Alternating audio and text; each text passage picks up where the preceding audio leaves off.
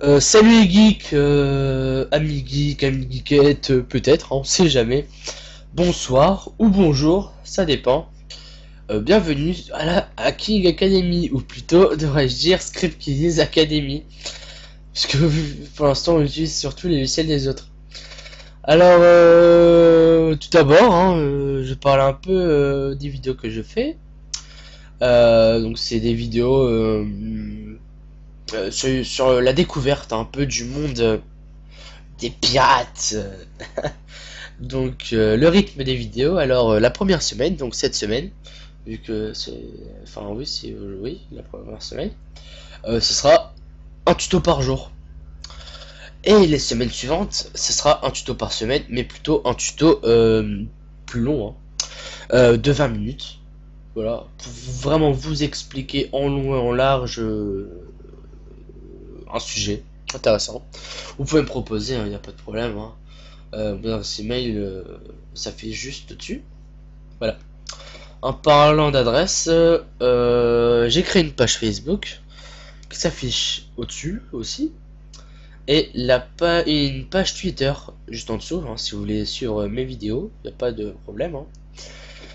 Euh, oui, qu'est-ce qu'on va parler aujourd'hui? On va parler de keylogger, définition, exemple, bien sûr. Alors, un keylogger, mais qu'est-ce que c'est un keylogger, vous allez me dire? Certains le savent, certainement. D'autres non. Donc un keylogger, c'est un système qui va permettre de capturer vos frappes, vos touches plutôt. Euh, donc tout ce que vous avez tapé, il va être envoyé à votre adresse MSN. Donc deux types, on connaît aujourd'hui deux types de keylogger. Alors le keylogger de type hardware, donc matériel, donc ça va se plugger ou se brancher, pour ceux qui ne connaissent pas le terme, sur votre ordinateur et va les capturer tout ce que vous allez taper, que ce soit coordonnées bancaires, mot de passe, voilà quoi. Et le keylogger de type software, ce qu'on va parler aujourd'hui. Le même système, ouais, c'est le même système que l'hardware, sauf que ça va envoyer le mot de passe, enfin le mot de passe, lapsus révélateur, ce que vous allez taper dans votre adresse email. Mais avec le logiciel qu'on va utiliser aujourd'hui, il y aura un petit plus, c'est que ça va aussi afficher les captures d'écran. Ça c'est vraiment bien. Voilà, on va lancer tout de suite le logiciel qui s'appelle Emissary Keylogger, donc codé par Vincent, que j'ai récupéré ce logiciel sur forum, hackforum.net.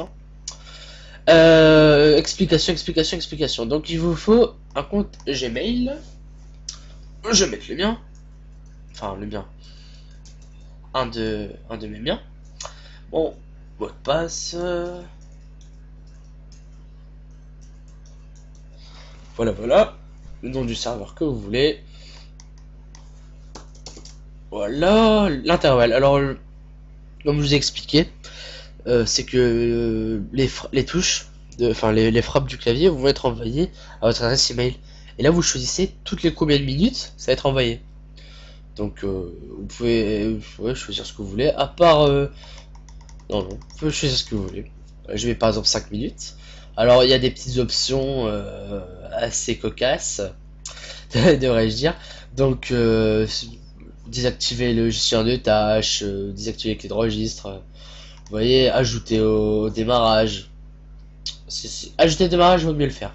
Pourquoi? Parce que généralement les keyloggers, même de celui-là, je crois, il ne va pas se lancer au redémarrage de l'ordinateur.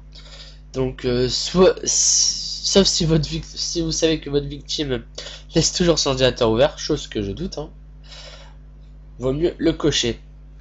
Alors, un message, enfin les messages d'erreur, genre ah tu t'es fait hacker, bon je trouve pas ça intéressant, vu que ça cache tout le charme du truc quoi, vous voyez.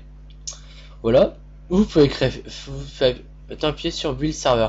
Alors généralement ça va se créer dans le même dossier, enfin dans le même dossier, oui, dans le même dossier que votre logiciel, donc moi ça fait juste ici. Alors alors il y a deux particularités. le logiciel émissaire Keylogger va être détecté comme créateur du virus par votre antivirus. Mais le serveur que vous allez créer, donc ce qui va le Keylogger type, ne va pas être détecté par votre ordinateur. Donc, enfin, par votre antivirus, c'est ça qui est pas mal, hein. Comme ça, dès que vous l'envoyez à votre victime, il va pas s'en apercevoir. À propos de l'envoi de virus, hein, je ferai un gros tuto de 20 minutes la semaine prochaine pour vous expliquer comment cacher un virus, les différents moyens de le cacher. Voilà, voilà. Donc, une fois que vous l'avez créé, il va se lancer, enfin, vous allez, enfin, votre victime va le lancer.